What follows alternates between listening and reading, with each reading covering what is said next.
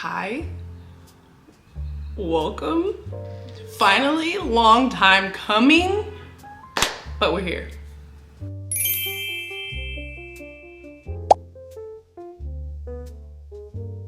So I want to say this before I get into my March TBR. I have definitely had this YouTube channel for a very long time, and if you're here from literally 13 years ago, thank you for staying. If you're new, then welcome, and I'm really excited to grow a community here of people who love to read, because I've literally been a reader my entire life. To preface this March TBR, I've literally loved books forever, and I can literally tell you my favorite books when I was younger were Madeline, Corduroy, and Blueberries for Sal, and I actually own every single one of those here at the house. Let's figure out this YouTube thing together. Welcome along my new journey, and I'm really excited. I think I said that already, but I love books. I love talking about books. I love reading books. I love listening to books, and we're a book family here at my house. So let's get into my March TBR. I did dig into these already, and I have finished 2 of the ones on this stack and a book that's not on my TBR, but so let's talk about it. So the first book on my TBR was Grown by Tiffany D. Jackson, and it's very simple on the back. It says, when legendary R&B artist Corey Fields spots Enchanted Jones at an audition, her dreams of being a famous singer take flight until Enchanted wakes up with blood on her hands and zero memory of the previous night. Who killed Corey Fields? So this was the first one on my TBR. I did already finish it, and that's all I'm gonna say about that one. All right, so let's get into Survive the Night, and this is a long one. I'm a new Riley Sager fan, and I do plan on reading his entire backlist. I loved both of the books that I've read by him. It's November 1991. Nirvana's in the tape deck, George H.W. Bush is at the White House, and movie-obsessed college student Charlie Jordan is in a car with a man who might be a serial killer. Josh Baxter, the man behind the wheel, is a virtual stranger to Charlie. They met at the campus ride board, each looking to share the long drive home to Ohio. Both have good reasons for wanting to get away. For Charlie, it's guilt and grief over the shocking murder of her best friend, who became the 3rd victim of the man known as the campus killer. For Josh, it's to help care for his sick father, or so he says.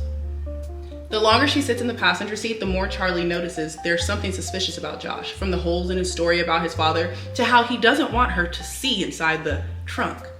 As they travel an empty, twisty highway in the dead of night, increasingly anxious, Charlie begins to think she's sharing a car with the campus killer. Is Josh truly dangerous, or is Charlie's jittery mistrust merely a figment of her movie-fueled imagination? Y'all, this is literally all on the back of the book. One thing is certain, Charlie has nowhere to run and no way to call for help. Trapped in a terrifying game of cat and mouse, played out on pitch black roads and in neon-lit parking lots, Charlie knows the only way to win is to obviously survive the night. Next on my TBR is The Cold is Winter by Brittany Cherry, and Brittany Cherry's writing is just very easy to get into. Even though it seems like it might be long, it's smooth like butter, and you will hear me use that phrase all the time, because when an author writes like that, I have to let it be known. I didn't know he was forbidden until after our one-night stand. I met Milo Corti during his self-destructive era, and he met me at the beginning of mine. That night, when we crossed paths at a college party, we only had one goal: to feel good during our hailstorms. After we parted ways, I planned never to see him again. That was until I showed up for my first day as a student teacher and found him sitting right there before me. Once again, it's all right here, okay? Now, I was forced to cross paths with a person meant to be nothing more than a fading memory. The more time we spent together, the more drawn I felt toward him. When his world shifted for the worse, I couldn't help but to lean in closer. I'd always done the right thing. For the first time ever, I wanted to do something very wrong. I wanted to fall in love with the one person who was off limits. Next is Vera Wong's Unsolicited Advice for Murderers, and I've been wanting to read this for the longest time. And I don't know why, but since I love Finley Donovan, I feel like I will love this book. I don't know, let's read it. Vera Wong is a lonely little lady, a lady of certain age who lives above her forgotten tea shop in the middle of San Francisco's Chinatown. Despite living alone, Vera is not needy. Oh no. She likes nothing more than sipping on a good cup of oolong and doing some healthy detective work on the internet about what her Gen Z son is up to. Then, one morning, Vera trudges downstairs to find a curious thing. A dead man in the middle of her tea shop. In his outstretched hand is a flash drive. Vera doesn't know what comes over her, but after calling the cops like any good citizen would, she sort of swipes the flash drive from the body and tucks it safely into her pocket of her apron. Girl. I feel like when I'm old, I'm gonna be like nosy old lady. I'm not gonna lie. It is what it is. Why? Because Vera is sure she will do a better job than the police possibly can. Nobody sniffs out a wrongdoing quite like a suspicious Chinese mother. With time on her hands, Vera knows the killer will be back for the flash drive. All she has to do is watch the increasing number of customers at her shop and figure out which one among them is a killer. What Vera does not expect is to form friendships with her customers and start to care for each and every one of them.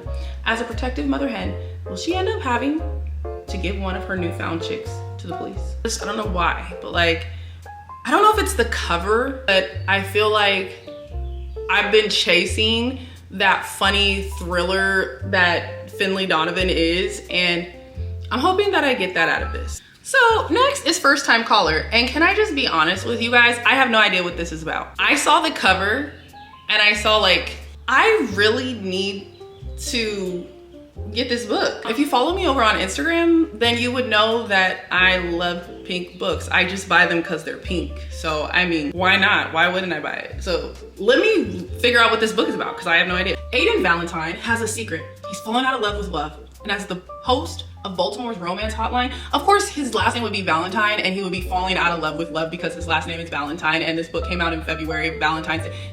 But when a young girl calls into the station asking for dating advice for her mom, the interview goes viral, thrusting Aiden and heartstrings into the limelight. Lucy Stone thought she was doing just fine. She has a good job, an incredible family, and a smart, slightly devious kid. But when all of Baltimore is suddenly scrutinizing her love life, or lack thereof, she begins to question if she's happy as she believed. Maybe a little more romance wouldn't be such a bad thing. Everyone wants Lucy to find her happy ending, even the handsome, temperamental man calling the shots.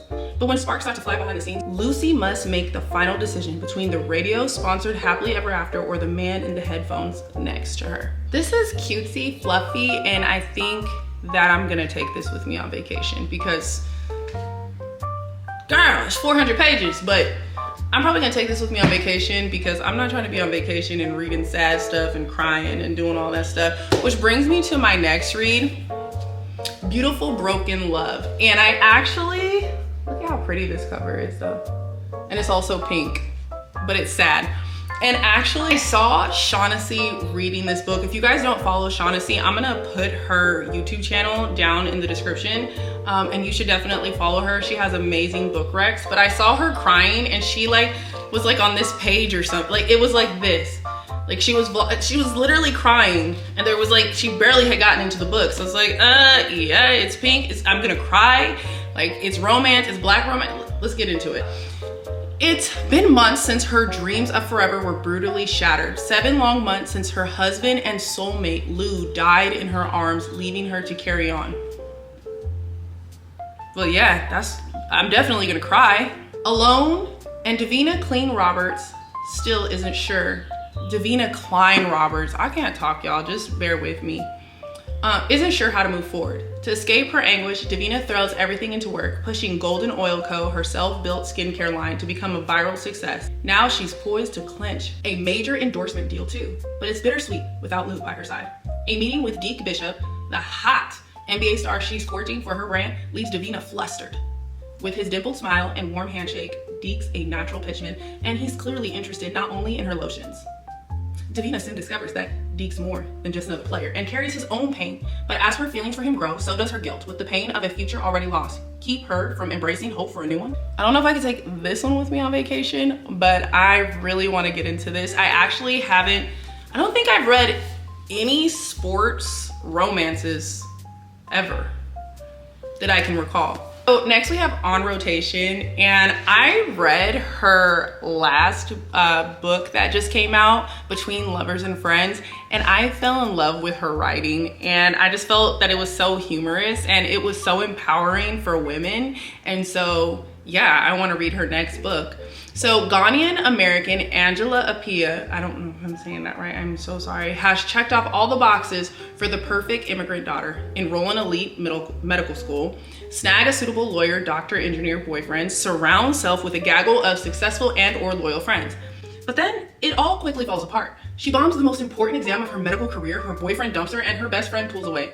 And her parents, whose approval seems to hinge on how closely she follows the path they choose for her, are a lot less proud of their daughter than they were when things were going according to plan. It's a quarter-life crisis of epic proportions. Angie, who has always faced her problems by working twice as hard to get herself as far, is at a loss. Suddenly, she begins to question everything: her career choice, her friendships, and why she's attracted to men who don't love her as much as she loves them. And just when things couldn't get more complicated, enter Ricky Gutierrez. Brilliant, thoughtful, sexy, and most importantly, seems to see Angie for who she is instead of what she can represent.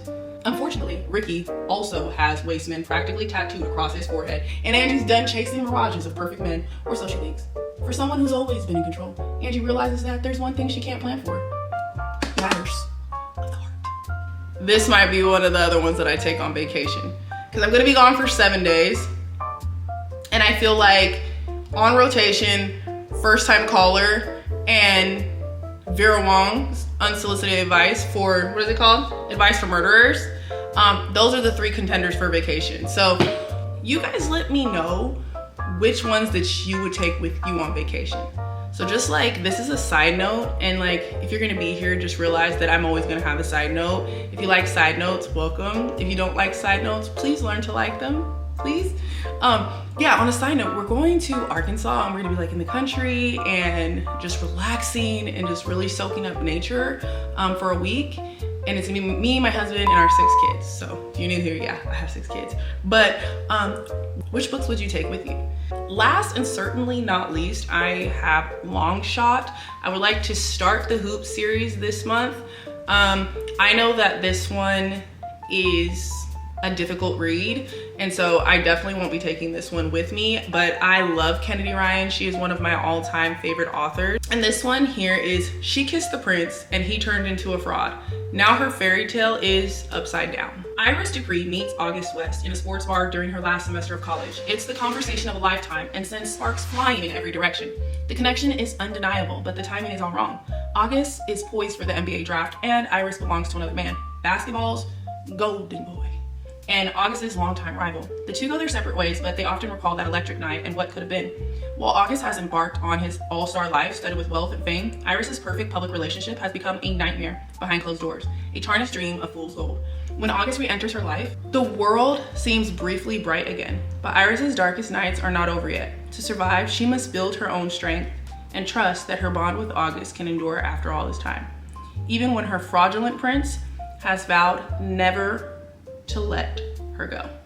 If I'm correct, this does have DV in it, so if that is a trigger for you, just beware. But she's a thick one, and she'll probably be the last one that I read this month, because I know that I don't want to be so emotionally wrecked by this book that I can't really enjoy the other books. So I know when I know that there's something like this, I know that I'm bound to end up not really in a slump, but just kind of like a mini hangover from the book. I don't know if that makes any sense, but have you ever read a book that's so emotionally intense that when you go into the next book, if you go into it too quickly, it's kind of like you can't really be into the book. That's the best way to say it. It's not like not into it fully. Y'all know what I'm trying to say. But I don't want to read this and then try to read something fluffy. I would rather read something fluffy, something a little more intense, something fluffy, the most intense. I just got to put it at the end. That's what I'm gonna do with this. So these 8 books here are my for sure TBR. I'm trying to actually get better at that, so that way I'm not kind of just jumping around and doing whatever. I'm not a full-on mood reader, but I have I guess I have little mini moods where I know what I like, and I know that I kind of like to go back and forth. I don't like to just read romance. I like to feel that those characters love and let myself soak into that. And so I usually go romance, thriller. That's kind of my thing. but I have been reading a lot more romances because I know a lot of people want a lot of romance recs. If you've read any of these, let me know how you like them, if you want to add them to your TBR, and if you have any of your own book recommendations, let me know. As for now, I'm gonna sign off from my first YouTube video in like 8 years. So if you stayed this long, thank you, I appreciate you, and I'll catch you guys in the next one. Happy reading.